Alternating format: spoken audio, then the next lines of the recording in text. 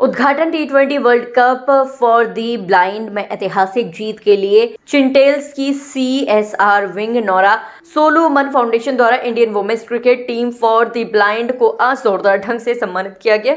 उनके लगातार जीत का जश्न मनाते हुए इस इवेंट में टीम के जबरदस्त धैर्य, टीम वर्क और मजबूती को दिखाया गया। खेलों के जरिए समावेशिता के प्रति अपनी प्रतिबद्धता दोहराते हुए चिंटेल्स ग्रुप ने इस पूरे टूर्नामेंट के दौरान टीम इंडिया को अपना सहयोग दिया। चिंटेल्स ग्रुप ने इस भारतीय टीम के प्रत्येक सदस्य को 1 लाख रुपए का इनाम दिया। नोरा सोलोमन फाउंडेशन शिक्षा, स्वास्थ्य और सामाजिक कल्याण के क्षेत्र में पहल जारी रखता है।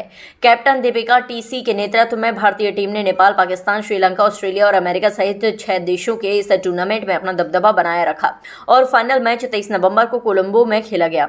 इस समारोह में प्रशांत सोलोमन, डायरेक्टर चिंटेल्स ग्रुप और ट्रस्टी नोरा सोलोमन फाउंडेशन ने कहा, इस टीम की जीत भारत के लिए एक गर्व का क्षण है। इन शानदार खिलाड़ियों ने बेजोड़ भावना और दृढ़ता का प्रदर्शन किया, जिससे अन्य दिव्यांग लोग भी आगे बढ़े और अपने सपने और आकांक्षाओं को पूरा करने के लिए प्रेरित हो रहे हैं। वर्ल्ड कप की इनकी जीत न केवल दृष्टिबाधित भारतीय क्रिकेट खिलाड़ियों के लिए कीर्तिमान है, बल्कि पूरे देश के लिए गर्व का क्षण है।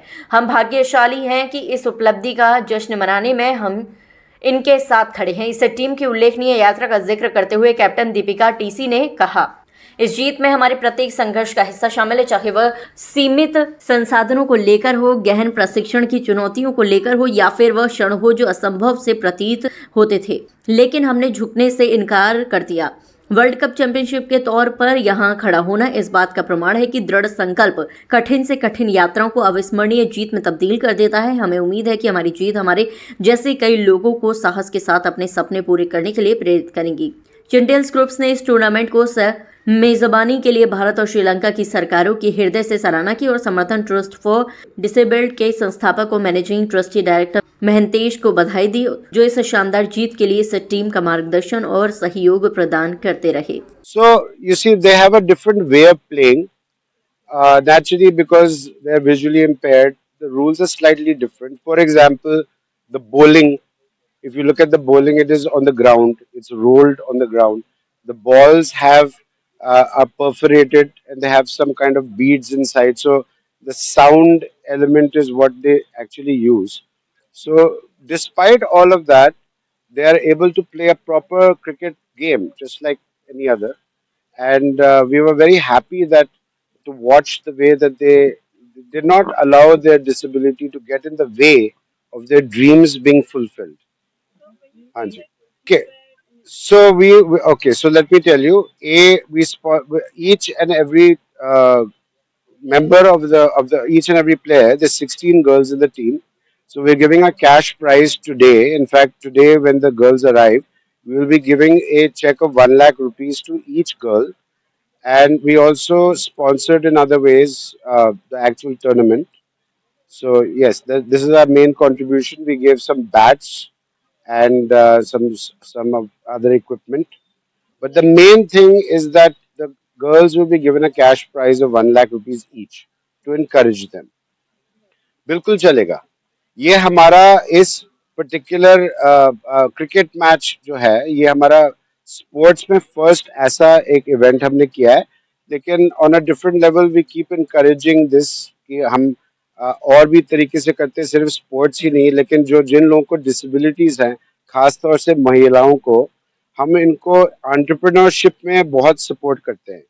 हमारा जो एक Nora Solomon skill development centre है, उसके अंदर काफ़ी टाइप के क्लासेस दी जाती हैं और मैं बहुत खुशी से बताता हूँ कि हमारे जो गुड़गांव में जहाँ हमारे प्रोजेक्ट्स हैं, वहाँ उस एरिया में बहुत सारे लेडीज़ ने हमारे से कोर्स लेके अपने आप अपना एरिया में ब्यूटी पार्लर्स खोले हैं, जहाँ से उनको भी वो बिजनेस अपॉर्चुनिटी मिल रही है और लोगों को रोजगार मिलता है उससे।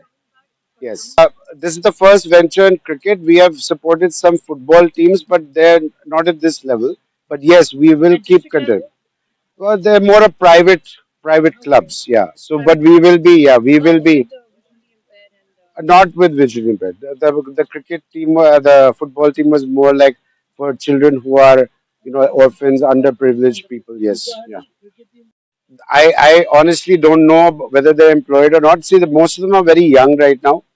So I suppose that some of them could be still studying, some might be working, but that is something that once the team comes, I think you could speak to them about them. Yeah. महसूस करता हूँ क्योंकि पहली बार विश्व cup हुआ blind लड़कियों का और they have Indians have won the world cup, so मेरे ख्याल से ये बहुत ही गर्व की बात है। एंड हमारा जो देश में महिलाओं को कम अवसर मिलता है किसी भी क्षेत्र में हो, और ब्लाइंड होने से वो मौका और भी कम हो जाता है। सो ये क्रिकेट के माध्यम से मेरे ख्याल से काफ़ी कुछ दृष्टिबाधित महिलाओं को अवसर आगे भी मिलेगा। And I think this is the beginning, एक शुरुआत है।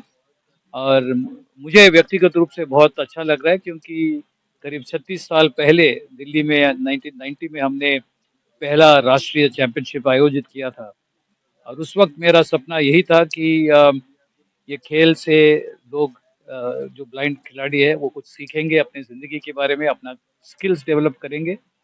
उतना ही नहीं, क्रिकेट का जुनून हमारे देश में इतने ज़्यादा है कि जब ब्लाइंड लोगों को आप क्रिकेट खेलते हुए देखेंगे तो आपका जो सोच है, नज़रिया बदलेगा।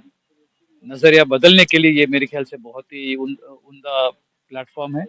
और तीसरी बात कि ये विश्व लेवल पर वर्ल्ड प्लेटफॉर्म, ग्लोबल प्लेटफॉर्म तक ले लिया जा सकता है। और 1996 में हमने वर्ल्ड ब्लाइंड क्रिकेट काउंसिल का स्थापना किया, जिसका पहला चेयरमैन मैं ही था।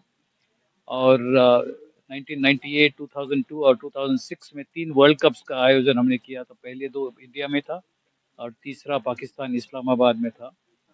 और 2007 में मुझे लगा कि the younger group of people need to take it forward, तो हमने महांतेश जो है आज जो वर्ल्ड ब्लाइंड क्रिकेट काउंसिल में वो इन्वॉल्व है, I think he is the president. And Bharat में भी वो क्रिकेट को प्रमोट कर रहे हैं। तो game has moved quite a lot from the time जब मैंने शुरू किया था, उससे काफ़ी कुछ बदलाव आया है, काफ़ी कुछ तरक्की हुआ है। एंड अभी ये ब्लाइंड लड़कियां भी खेलना शुरू किया है, so I think it's a wonderful thing, और मैं बहुत खुश हूँ। जी जी जी। हाँ, तो क्रिकेट जो है आवाज के माध्यम से खेलते हैं। तो बॉल जो है प्लास्टिक का बना हुआ है और उसके अंदर बॉल बेरिंग्स होता है। तो जब अंडर अंडर आर्म किया जाता है तो बॉलर जब बॉल करता है तो वो पहले कहता है रेडी, तो बैट्समैन कहता है यस, फिर बॉलर भागते आते हैं और बॉल को छोड़ते वक्त उन्हें वो कहते हैं कि प्ले। तो उसका इससे क्या होता है कि बैट्समैन को भी पता चल जाता है कि बॉल अभी शुरू किया है। फिर बॉल जब आता है तो वो आवाज करता है, तो आवाज सुन के बॉल को वो मारते हैं। सो आवाज के माध्यम से ये खेल खेला जाता है, फील्डिंग भी आवाज के माध्यम से। और विकेट कीपर भी कॉन्स्टेंटली ऐसा अपना ग्लव्स मारता रहता है और कहता है कि हाँ, आवाज देता है ताकि बॉलर को भी पता चले कि किस दिशा में उनको बॉलिंग करना है। तो at every stage there are audio clues, और ऑडियो क्लूज के बेसिस पे खेलते हैं। और ब्लाइंड क्रिकेट टीम में 11 प्लेयर्स हैं, जिसमें 4 प्लेयर्स जो है टोटली ब्लाइंड होते हैं, बिल्कुल दिखता नहीं है उनको। 3 प्लेयर्स ऐसे होते हैं जिनका जो आपको 2 मीटर पे दिखाई देगा, उनको बिल्कुल दिखाई नहीं देगा, पास से नजर आता है। और तीसरा जो है 6x60 जो है, जो आम आम व्यक्ति जो 60 मीटर पे देखेंगे, ये ज्यादा से ज्यादा 6 मीटर से दिखाई देगा इनको। तो जैसे 3 कैटेगरीज है जो एक 11 मेंबर टीम में होता है।